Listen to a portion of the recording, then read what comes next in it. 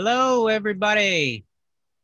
Hello, Catherine Klein. You get the reward for being first to enter the room after the green room is opened into the main room. So welcome, everybody. Thank you for joining this community circle gathering. We are trying something new today. We are watching a module from our beautiful program called Healing the Past, which features Thomas Hubel and Joan Borysenko. And this module in particular is from Joan.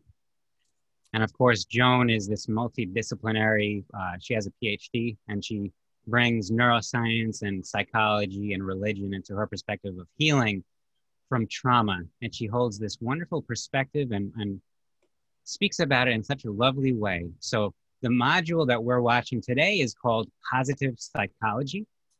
It's something that Joan is very passionate to speak about, and it is a very, very powerful technique.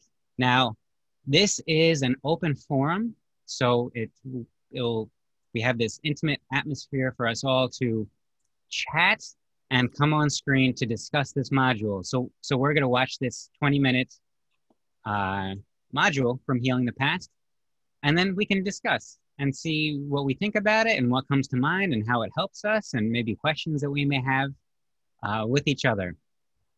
So feel free to type in a chat.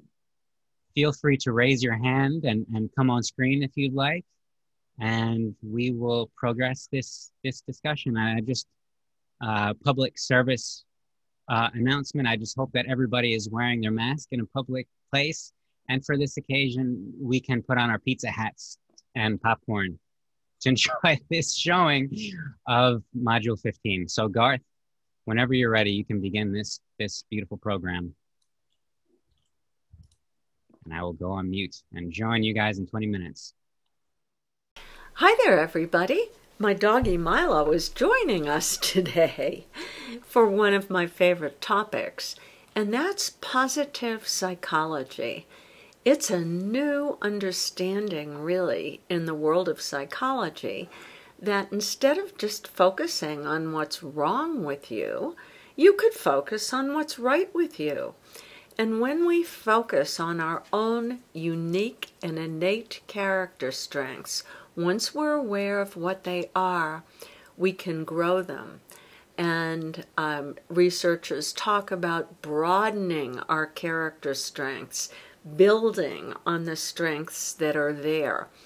And so I want to start with a story about using one of my own character strengths during a very tough time. And then we'll look more specifically what those strengths are, how you can spot them in yourself, and how you can spot them in others. Gosh, I think one of my great strengths is that I love dogs. Hi, sweetie. It's great to be in a home office when you can have your dogs with you. So here's the story. It was 2010. My husband and I were out for a hike where we lived, which was pretty high in the mountains, about 9,000 feet, right on the outskirts of Boulder, Colorado. We had a beautiful mountain house. It had a 70-mile view until the curvature of the earth cut off the view.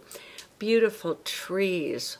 What a wild and free and incredible place to be.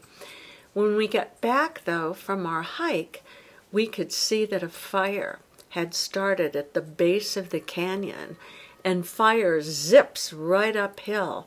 And we realized it was very likely that our house was going to burn down, and that maybe our whole little village, little town called Gold Hill, Colorado, really the furthest reaches of Boulder, it looked like the whole town would burn down, and it nearly did. So we quickly gathered everything we could. Of course, gathering our dogs was the single most important thing. Then the electronics, your suitcase packed, packed with whatever you're going to need. And for me, because I'm a professional speaker, I had to pack a suitcase that had all my good stuff in it and my briefcase and all of that, because I knew if the house had burned down, I was going to be too busy to go searching for new clothes. So we packed up and took off to stay with friends down the hill in Boulder. And it was really 5 weeks before we could get back up. Our house was partly, but not entirely, burned down. 16 of our neighbors in our tiny town were burned down. And the fire department had actually had to flee the town until our hero, a guy in a little slurry bomber, put down a line of flame retardant, and it actually saved most of our town. So the question was, how are we going to live with the destruction? You know, when the agent got there to deal with the insurance, she looked at me so soulfully, right in the eyes, and she said to me, "I bet you wish your house had burned down." And I started to cry. Then I started to laugh. I didn't know which one to do because, of course, I'd thought that. Our neighbors whose houses were gone could rebuild there or rebuild anywhere they wanted. We were stuck in a house that we had bought for its view and lived in and loved for 20 years. And now the view was lots of dead trees. They call them snags, these blackened skeletons of trees. The whole place was toxic and smelled awful, and the neighbors had dispersed to who knows where. And the question is, how do you get through a very difficult time like that without just getting stuck in the trauma and stuck in the past with it? And of course the negativity bias set in. I thought to myself, the house is our biggest asset, and now it's probably lost half of its value. As who wants to live in a burned out neighborhood with burned trees all around? And it took a while to get over that. So the fire was in September, and I remember sitting out in the hot tub with Gordon, my husband, in March, and we heard an owl. That was the best sound because all the animals had fled. There were herds of deer, disappeared, mountain lions were gone, the bears, the squirrels, and we realized, wow, the mice must be back because owls need something to eat. And that really heartened me because one of my great strengths really is relation to beauty, and nature is the greatest source of beauty. I think that's where I largely get my strength from. So here's what happened. We had to stay there and rebuild our house and bring back the 4 acres which were burned, and all kinds of yucky weeds came back, but also the most amazing flowers, things we'd never seen. And I recognized that deep down I had a soul knowing, and a little visitation from one of my spirit guides too, who told me in essence that I would be ready to leave this house, and Gordon too, when we could look upon everything there, even the burned trees, with gratitude.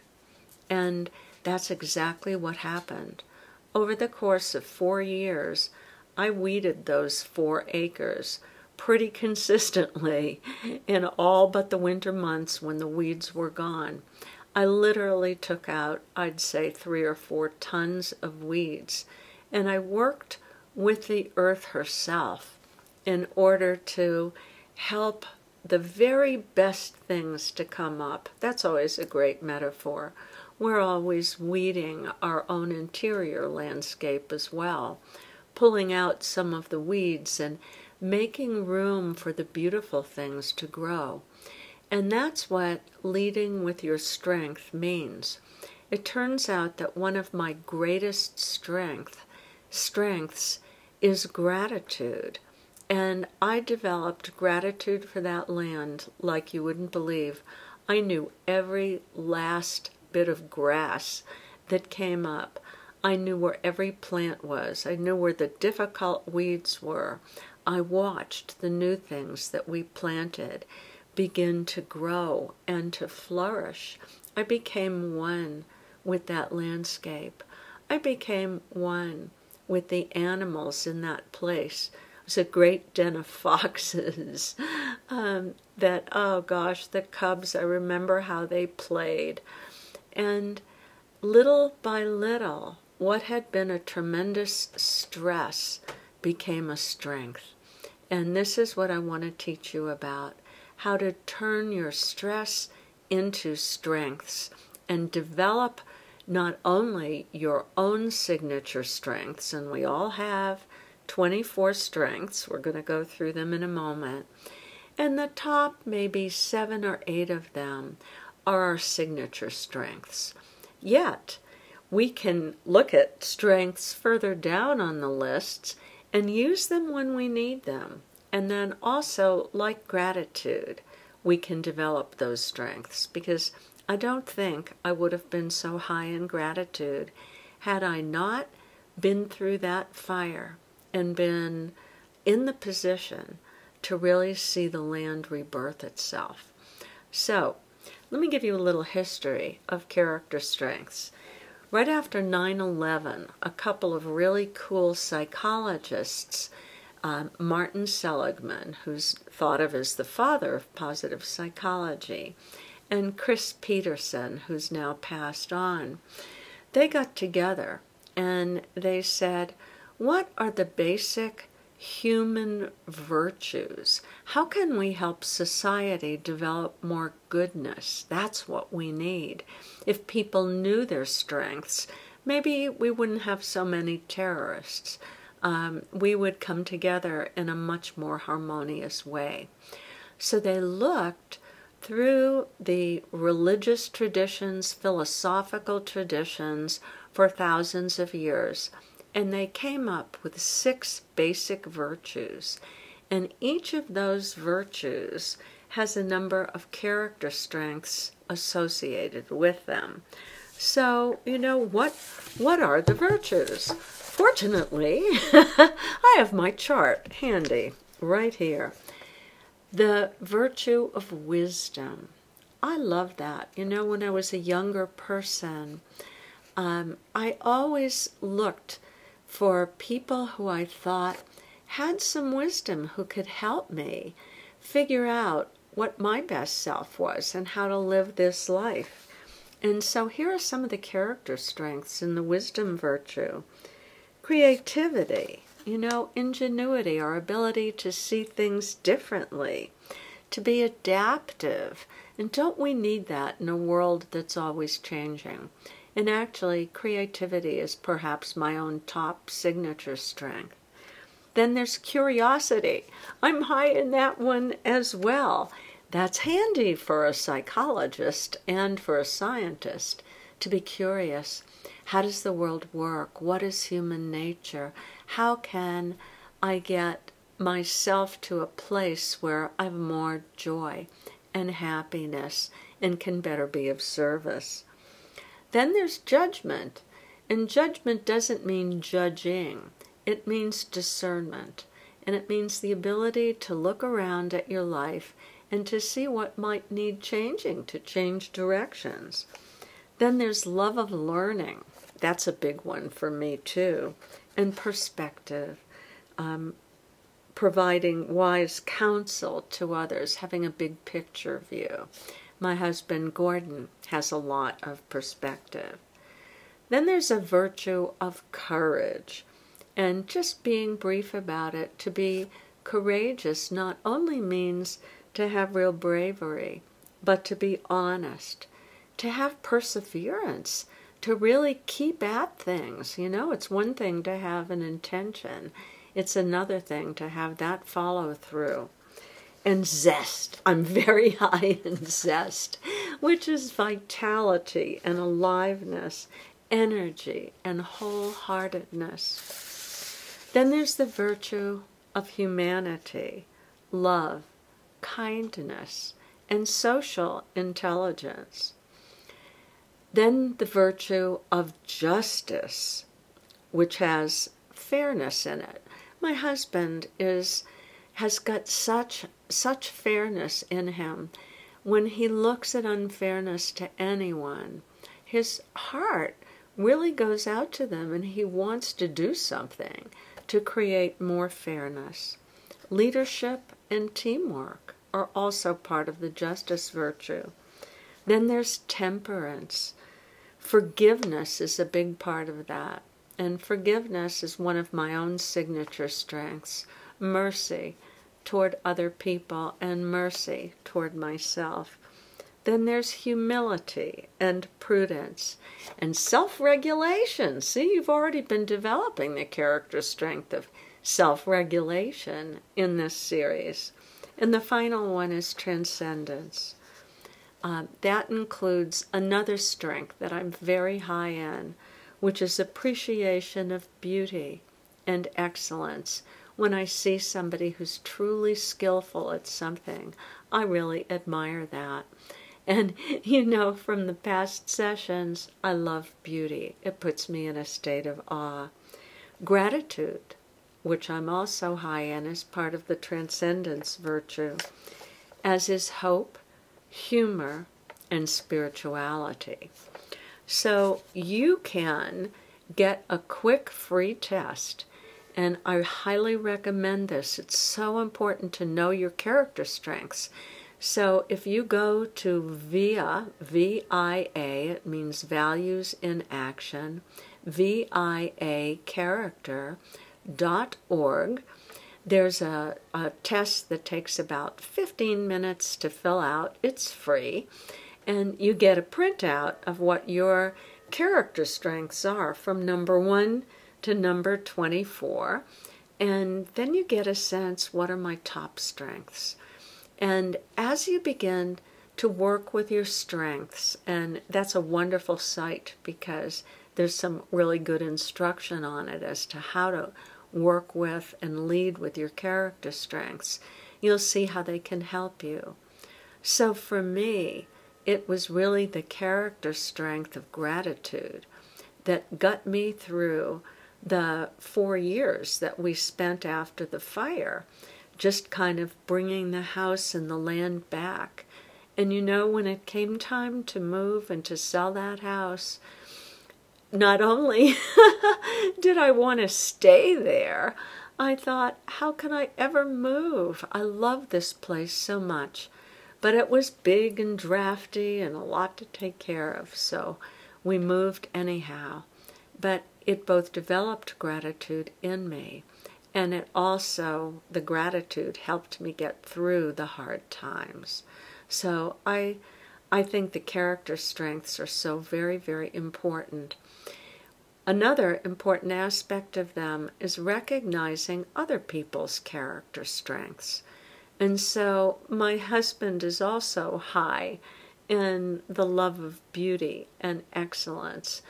And because of that, both of us are good at spotting strengths in others. We see excellence in other people, and we'll comment on it like, wow, you're doing a great job with that. And everybody loves to be seen and for their character strengths to be noticed. And that really helps build good relationships. So to start to spot strengths in other people weaves a much tighter and more beautiful fabric of connection between us. There's a movie that I wish I could show you, really helps you spot strengths. And it's about a little boy who's gone through a really hard time. He's only 6. His name is Jaden. And his dad died when he was 4. And his mom died 2 years later when he was 6. And his aunt was now taking care of him. And she told a story, and then the 60 Minutes film crew went there. And what they saw was that little Jaden had found a way to cope with his grief. and they stress it was by no means a fix. He's still very sad that his mom died, but he asked his aunt to buy a bunch of little toys that made people happy, little rubber duckies and dinosaurs. And then he went down to a mall with his aunt in Savannah, Georgia, and he actively looked for people who looked sad. And then he'd go up to them, this poor little orphan, and he would give them a toy. And they'd break out into the biggest smile. And he has the most amazing smile. And in helping other people, in using his own character strength, that kid was very high in love, very high in hope. He gave other people a chance to feel good, to feel hopeful, and to smile. And of course, he gave that same gift to himself. When we learn our own character strengths and we use them during tough times, we get through with much more resilience. And when we spot those strengths in others, we really build a team, humanity's team. And that's exactly what we want to be doing, to change this world so that everyone can have a future that's different from their past. Thanks again for listening. See you next time. Yay, Joan. I hope we all enjoyed that as much as I did. I know I have my notes here. And fortunately, we are also honored with the presence of, and by the way, I'm Tim Noah, and we're honored with the presence of Karen Gordon, who is communications and co-panelist of our discussion here. Hi, everybody. So Karen, what are your takes on what are your thoughts? And by the way, anybody who wants to chime in on this discussion, I think we could just chat about this for the next, for the rest of this hour here. If you have any thoughts or inspiring words about this, feel free to raise your hand or type them in chat. But Karen, what's in the front of your mind after watching Joan's module here? Well, what's in front of my mind is that this is a choice to move from, something that's devastating to you or challenging to just to be willing to see it in a different way and to reach for some positive aspect about it, which is, Joan told us her story about how she transitioned from one to the other. And of course, sometimes things are devastating and supremely challenging for us in life, but it's a willingness to move from hanging out in the stress and trauma of something endlessly, to move out of it into something that's more beneficial for ourselves and those around us. Yeah, and I'm glad you bring this up, Karen, because this is not a spiritual bypass. It's not that we're focusing on positive and not looking at what is going on in our life, but it's allowing ourselves to see the beauty, as Joan has woven through this module so nicely, about appreciating the beauty in all things. And your house partially burns down. The obvious response is to be upset and think of how much has been lost and look at how much the landscape has changed, seemingly for the worse. But as Joan felt into this and allowed herself to experience this fully and allowed the situation to envelop her in some sort of way where she can appreciate it, then she was able to appreciate, as she says, the flowers that we would never have seen if this didn't have happened, if this never happened. So she saw flowers that she'd never seen. She grew a whole new appreciation for the owls and just the mice being there. Typically, mice are seen as a pest, and the mice was a great thing for her to experience. And so it's not a spiritual bypass. It contributed to her healed state of mind in this, given this circumstance, which seems like it's bad. Once she allowed herself to be open, be willing to see it for the good, then it was able to be seen, and she was able to make the most of it. You know, what keeps us stuck, I think, sometimes, I know this from my own experience, is it's kind of like we don't quite get to the place where we're accepting what has happened, because I mean, obviously it's happened, but the full acceptance of it is to say we're not resisting it. We're no longer saying this shouldn't have happened. This shouldn't have happened. Full acceptance is this has happened. And that's an important step, I think it has been for me.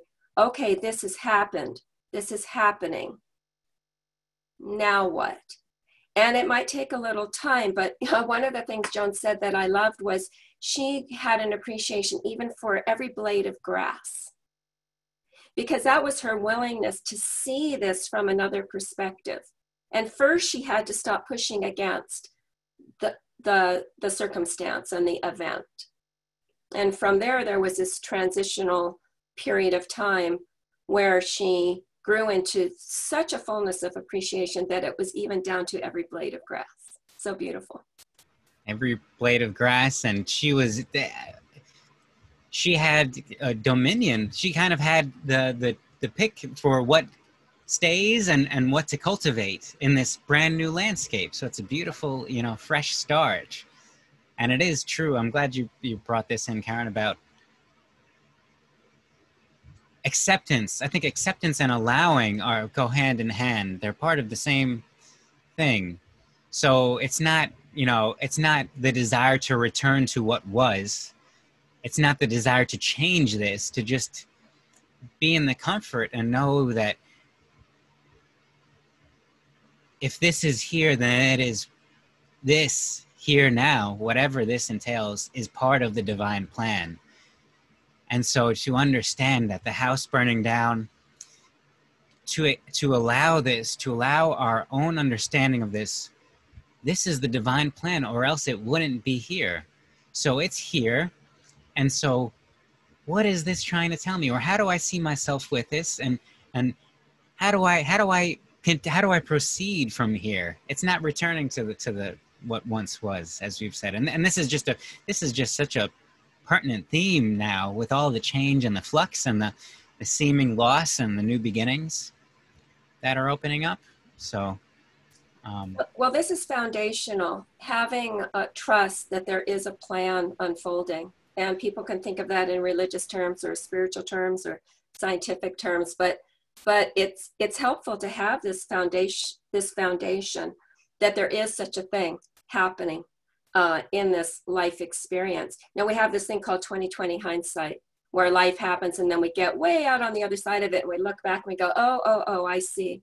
And what's interesting about that is, had there not been this fire in Joan's experience, she was on a certain trajectory in her life. So she would have been moving on that trajectory. And now this event, of course, every event and every thought does sort of shift us somewhat, but a big event like this shifted her trajectory, right? And so now she's on another path.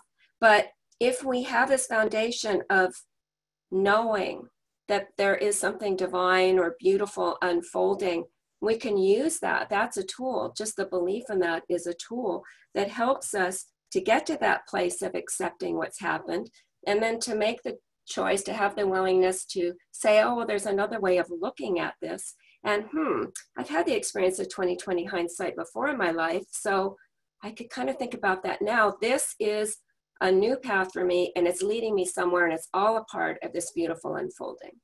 And furthermore, it's not just, oh, the plan is for me to suffer. No. The divine plan, this event, is put in our experience for our own best interest. So to see this, not in some sense of we're sacrificing ourselves for some greater plan. No. This is for our own experience. This is the best thing for our own experience. This is our plan, not just the plan. The plan is our plan. You know, God's will is our will. It's one and the same. So it's not a sacrifice. No. To say this. It's not a spiritual bypass. It's allowing, just as the Pygmalion effect, what we perceive in somebody actually fosters that in them.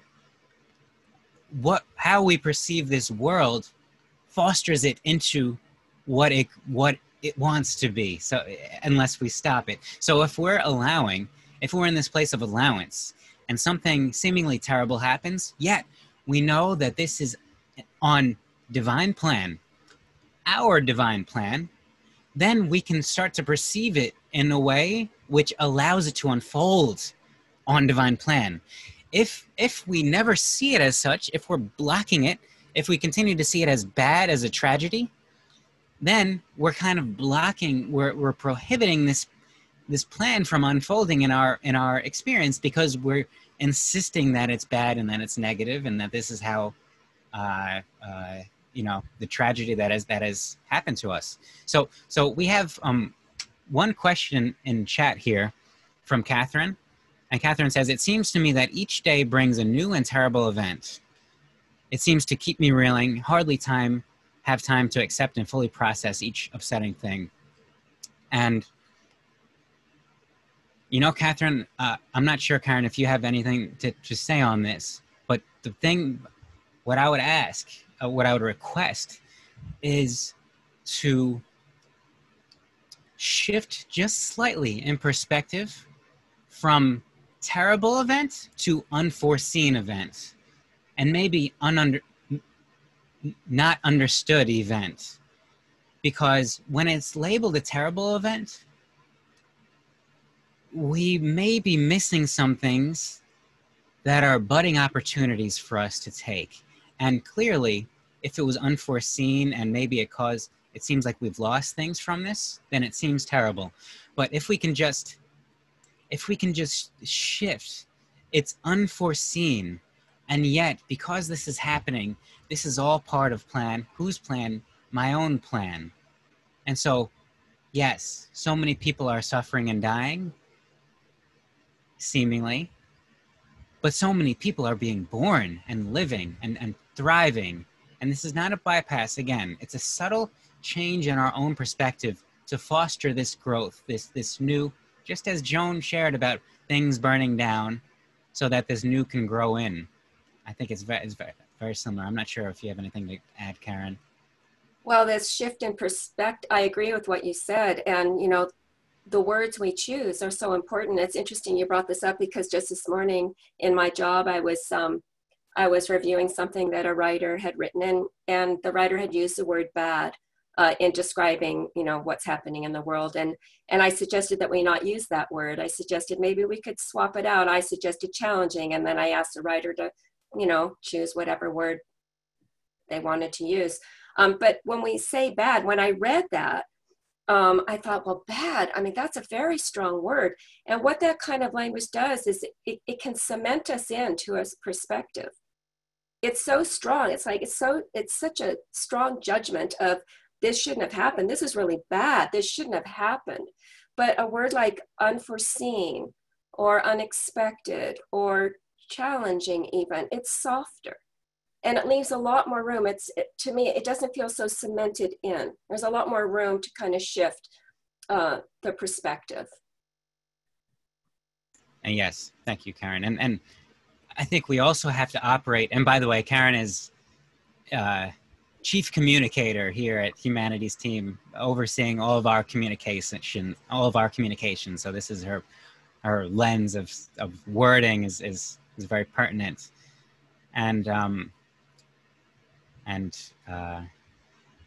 Yeah, so we have a question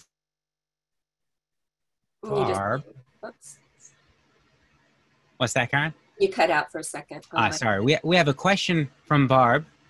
Barb says, which of these traits is most effective against fear coming from abuse? Now, what I will say is that, most importantly, none of these are effective against anything. These are effective for fostering healing. These are effective for fostering our own perfection, our own guidance, our own unfolding, our own plan. These are all effective for growth. So if we're talking about a perspective of abuse, in particular, the virtue that comes to mind, or that seems most pertinent, is this virtue of temperance. Joan says that temperance includes forgiveness, humility, prudence, and self-regulation. Now, abuse, we can say that something has happened, but as my mother always likes to say, and as Wayne Dyer has said, is it's not the snake bite that kills, but the venom that's left behind. So when we forgive, when we're forgiving and forgiveness, it may not necessarily be for that other person or for that other group. It's really for our own experience, because when we don't forgive, we're really only harming ourselves. We're holding on to this bitter resentment, and it's poisoning us. It's kind of like a splinter in our system. So this forgiveness, and really the right kind of forgiveness. I'm not sure if you want to speak more about forgiveness in the sense of self-forgiveness, Karen.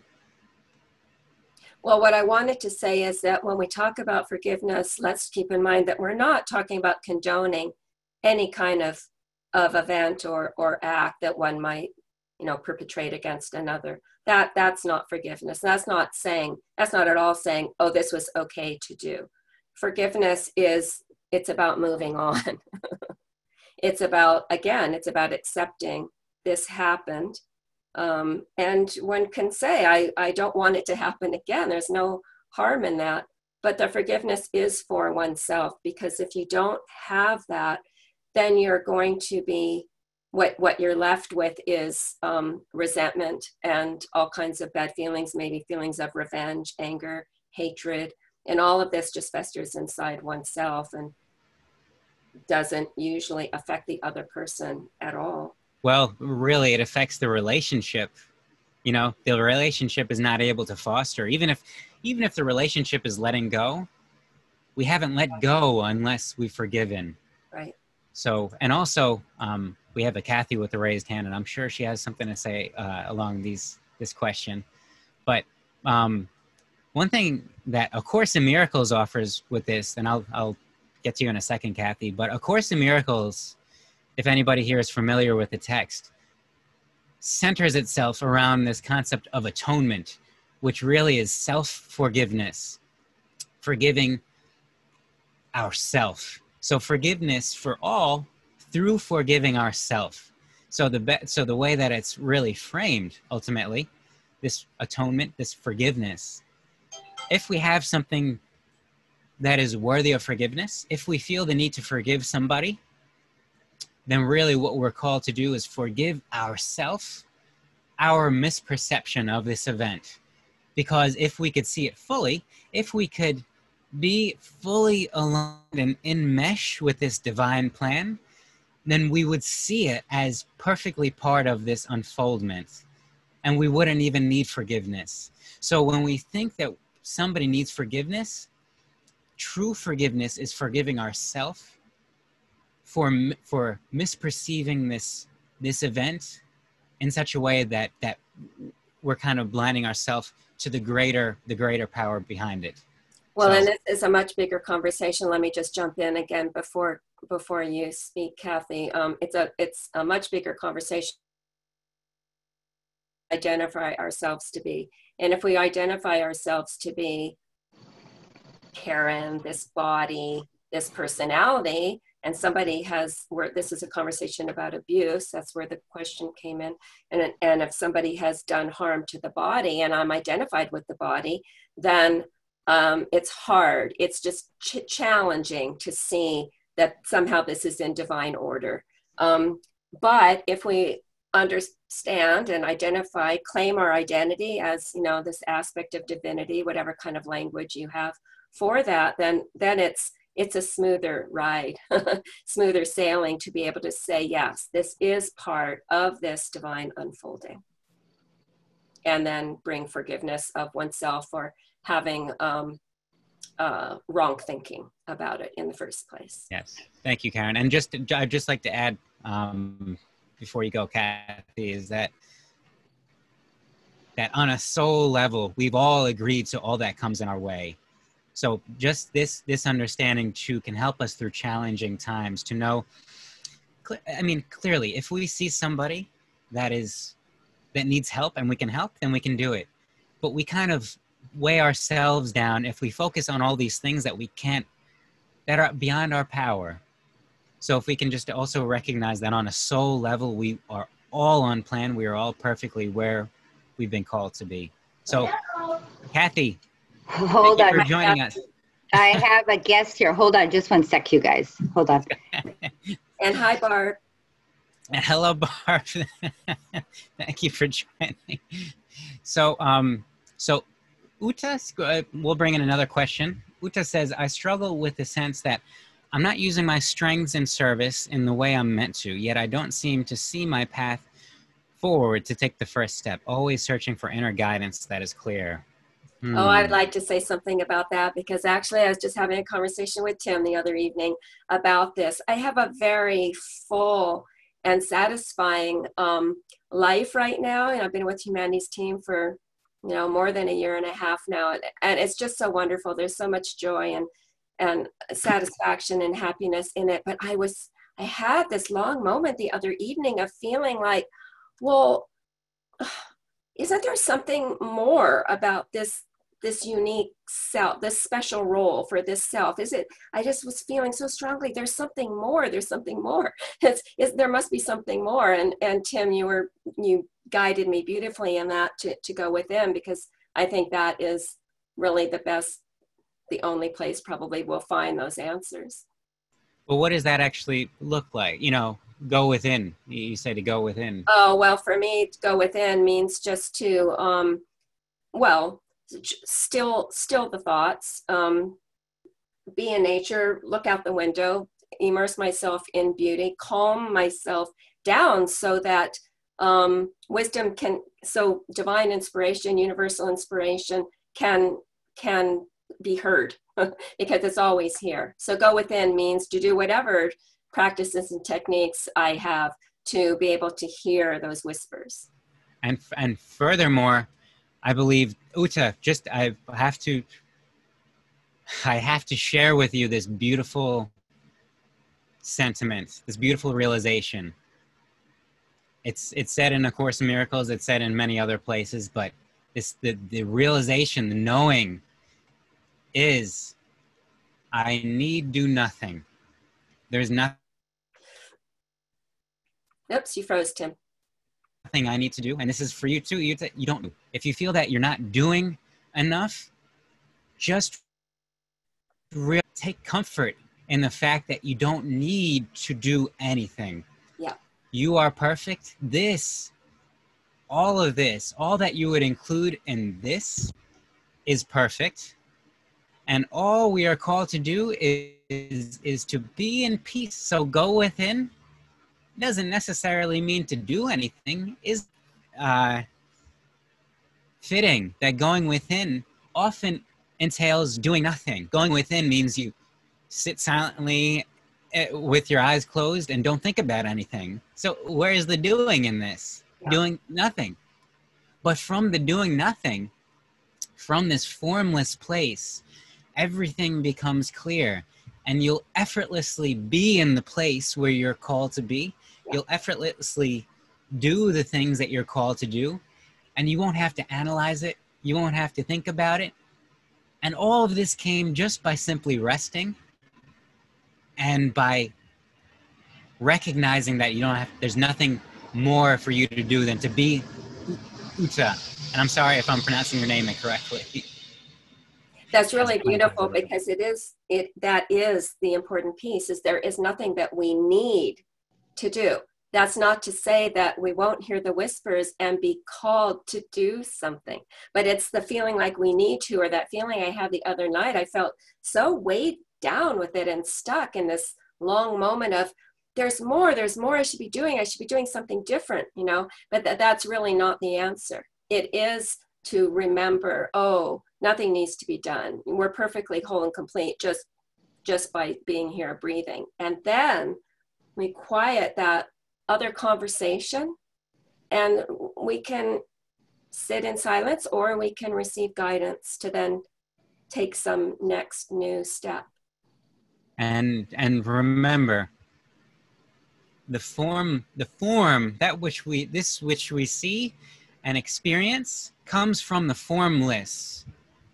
So this formless, this non-action, no doing, no space, no time, we come from this. We're birthed from this. This is what births us.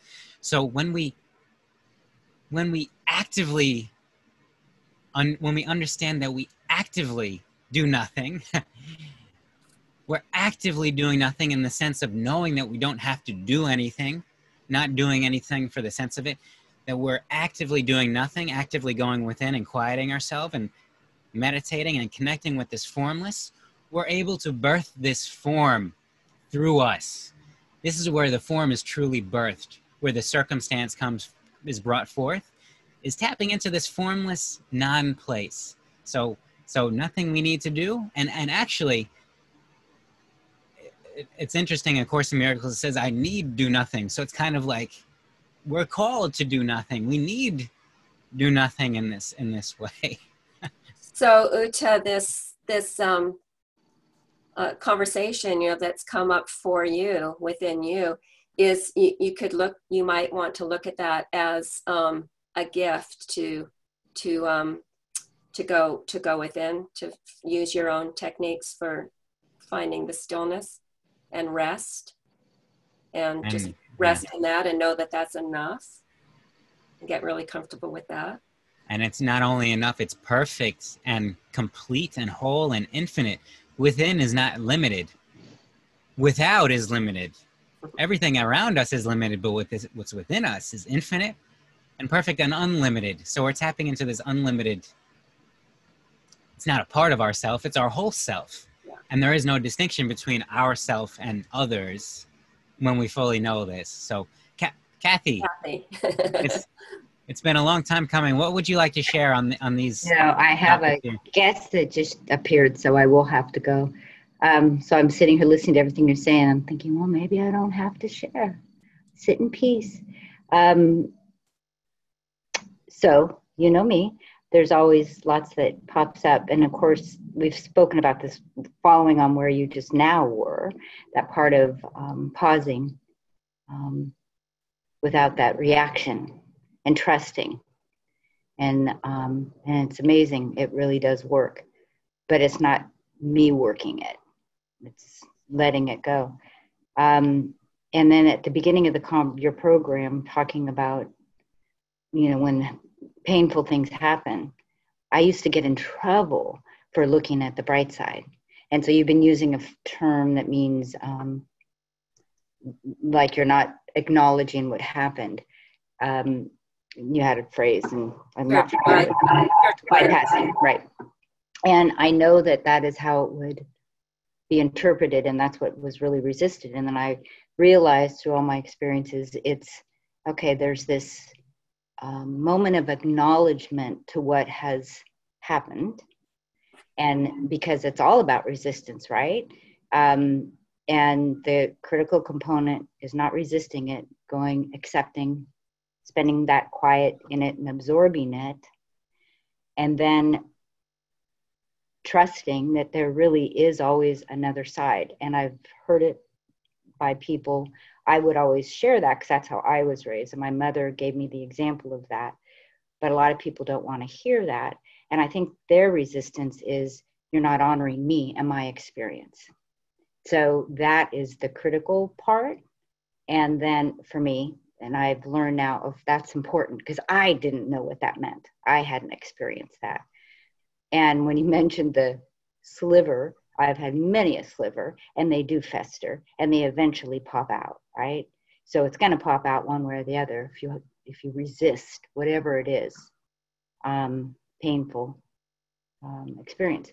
But there is, whether that's the pot at the end of the rainbow, I don't know what God's game is going on here, but it's really true. So, but it's a critical component of acknowledging it, and acknowledging it for others, and then embodying that, and then you're able to look over. I think so many people, it's acknowledgement is what they want. They feel like they're not being seen or heard. Once that's satisfied, then you can see the other part. And and how people, it's true, society loves to join on the good and the bad. This is bad. And it's just like the energies will just flow into that and let it grow and be big. And there's a lot of support there, but trusting back into that peaceful place and trusting not to choose that path, that's the shift. And it's really, really powerful. So now I get it, because I know when I would be with loved ones, my sons, when they were little, and that was really hard for them I always would see the bright side. I didn't honor that time in acknowledging this is happening. And then if I had allowed that for myself, because I think it goes back to when you were talking about forgiveness, because probably my initial reaction to always going to the brighter side is resisting. It must be my mistake. I did something wrong. So I resisted, this is really happening, whether it's abuse or whatever. I need to go into me and really get real with what's happening. Then I can make a better choice. I think that was the missing piece. And so for most everybody, it's that judgment thing and forgiving yourself and going, wow, whether I have a part in this or what, I must accept whatever's happening, right, wrong, purple, red, green, did I cause it? But accept it, feel it, so I can be real with it. And then I can let it go and see what it's trying to teach me. But it's resistance on all sides. To me, and whether it's life and all the sharing of all these things are happening, it's really, again, back to me on the ocean. There are sometimes you're out in the ocean and it's one wave after another and crashing, and I will drown if I fight those waves. It'll bring me in if I work with it and let it come back. If I fight anything, resistance, I'm drowning. And I know that's probably oversimplification, but it's the same lesson over and over and over again. And you always taught me about discernment, and I know words and my expression, and someone may totally misunderstand what I'm trying to share. So I go to the ocean. But it's resistance is the key component. And what am I afraid of? And trust that there is a gift. Well, I love what you said near the end of that, Kathy, a little bit before the end, where you said, the acceptance of it, because then you can be real with it. Mm-hmm. I think that's really a key point. Mm-hmm. You can be real with it. And if we're saying it shouldn't have happened, or there's any kind of resistance, we're not being in true relationship with it. Mm-hmm. And then I get out. I would be able to acknowledge this isn't good, and I can leave the situation. And it's like staying in a bad environment over and over because you keep forgiving the other, and it's a resisting of acknowledging my part, but without judging me, just accepting, hey, this is the pits. This isn't good. This doesn't feel good. But you've got to accept the feeling of it without judging it. And then you can make better choices and know when it's time to go. And it's kind of like, maybe perhaps sometimes we could think of it like if we step on something sharp barefoot, then our foot sends a signal that we're stepping on something sharp. Right. And so we're called to not step on it. We're called to take our foot away. So these things that are signals from God, from the universe, if something doesn't feel right, then the divine plan is not planning, orchestrating us to suffer. Mm-mm. If something comes that seems painful, and maybe psychologically or mentally or physically, then we're called to change in some way. So it's a signal. The signal is neutral, like any tool. Mm-hmm. A hammer can tear down or it can build up. Mm-hmm. So these signals that we receive, they're just meant for us to listen to them. So, mm-hmm. And we go into numbness. At least I know I did. And not realizing it was quietly a layer upon layer upon layer of numbing. So until you step back and you go, whoa, but there's a numbing. And that's, for me, why I could keep taking it again and again, and again, that's just generalization, but it's really true. There's no accident for the pain. For that fire, when I hit the burner, the flame on the stove, there's a reason, don't touch it. But I can numb that finger, I guess, and keep putting that finger in the fire until I originally, get back to that hurts. And one thing that I'd like to bring in here, Kathy, you talked about not fighting the waves. And I love, if anybody's familiar with Mahatma Gandhi and his writings, and clearly the quote often credited to him and associated with him is, "You must be the change that you wish to see in the world." Mm-hmm. And his whole philosophy stems from this knowing that we can't separate the means from the ends. So we don't fight for peace, because fighting is the means and the ends will be fighting. Mm-hmm. So you're right, Kathy. It's not a generalization to say that you don't, fighting the wave just gets you tired and you drown. It's true. Mm-hmm. And this is, again, why it seems like it's a subtle nuance to say that that this virtue is against abuse, but it's not against abuse. It's for healing. Mm-hmm. Because this allows us to heal rather than to go against abuse and be always against abuse. So whatever ends we wish to bring, we must embody them as our means. So if we wish for a collectively peaceful world, we must choose peace here and now for ourselves, for everything that we can control, which is here now. I choose to be at peace here. If somebody loses their job, for instance, and they have lost their peace because of it, or they've allowed it to be the source of their loss of peace, then it's a problem. If somebody loses their job and they're at peace with it, it's not a problem.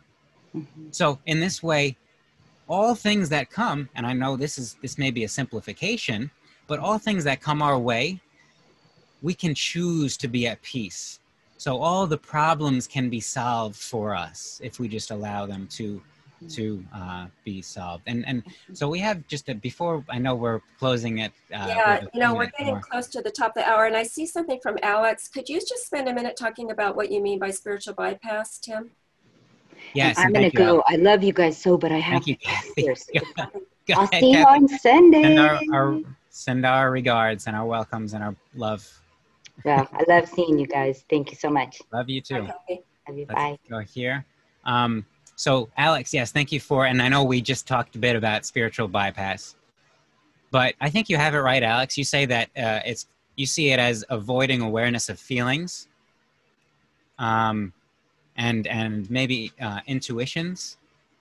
Spiritual bypass, as I understand it, is to essentially put your head in the sand. Something is going on and to not acknowledge it. Some circumstances going on and don't acknowledge it, just focus on this because this is better. This is spiritual bypass. If there's a fire burning and to never acknowledge it and say, well, look over there. This is nice. This is nice. This is nice. I don't care about the fire. Over here is nice. This is spiritual bypass. That is spiritual bypass. But it's not spiritual bypass to be in the presence and the awareness and the knowing, to see the fire, to acknowledge it, and to be perfectly at peace with it, to know that it is part of plan. So there's a contrast here. There's a definite difference between not acknowledging the fire, the thing that's going on, focusing on something else, and between seeing the fire, acknowledging it, yet allowing ourselves to see the beauty in it and to see what's unfolding through it. What would you say, Karen? Well, it reminds me of where we began the hour, and I'm sorry, I don't remember the person's name, who was talking about, it's just difficult to see all the hard things that are going on. And I would say, yes, we can acknowledge that this is so. There are a lot of things going on that some people are finding quite difficult and challenging and that were unforeseen, and all of that is true. So we don't want to spiritually bypass that. We don't want to pretend that's not happening. It is. But we can focus on other things. We can acknowledge, and then we can shift our focus, just pivot. And oh my goodness, there is a lot going on this planet that's beautiful and has a foundation in wisdom and truth and love. And we can focus our attention and even participate in those things. Yes, these things that are with us and just always here and present. And really, God, I love the word God because it's simple, and I think a lot of people associate it, at least in close enough way to its intended meaning, but God is always here. God is always here. So this infinite intelligence, this grace, the source of our self, our truest self, our highest self, our fullness and perfection and completion is right here now. And so if we use this as a starting point, as a launching point into our experience, we foster this and allow it to flower. It's only when we question this or we seem to look in a different way that things may seem wrong, that things may seem like it's not working out for ourselves, that we're separate from this perfection. And so I just invite us all to just embrace this perfection that is already here now without having to do anything, without having to change anything, outside or inside. We don't have to change anything. Everything is here now. And it's working out for us personally, individually, collectively, for all of nature, for the entire planet. Because there is no difference. This is the beauty of oneness. Right. To understand that our individual self, within our full individual self is the collective, is nature. Within nature is ourself. There's no difference between these. So we don't need to draw these lines. When we're in tune with ourself and aligned, what is best for us, meaning what we are called to do, is what is best for the collective, is what is best for nature and everything that is a part of our own experience.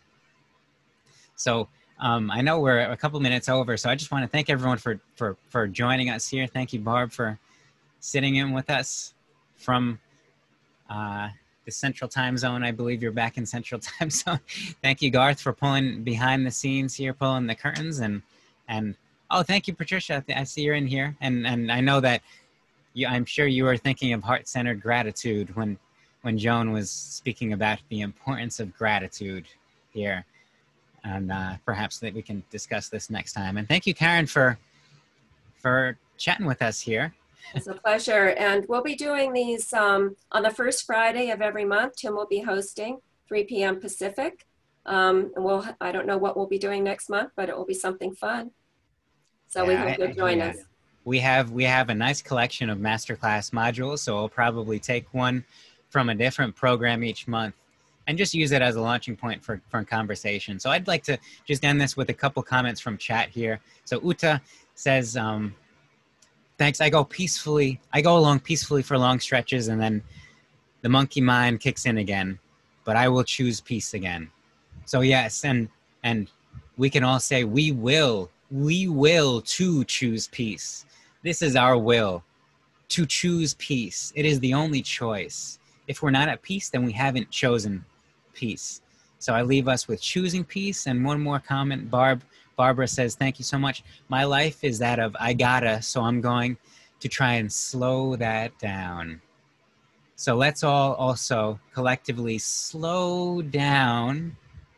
This is not a passive slowing down, but an active slowing down, tuning into our formless self so that our form can be birthed through with flying colors. Beautiful. Thank you, Tim. Thank you, Karen. And thank you all for being here. And we will continue to be here now, just maybe not in the Zoom room, but I love you all. Thank you and God bless.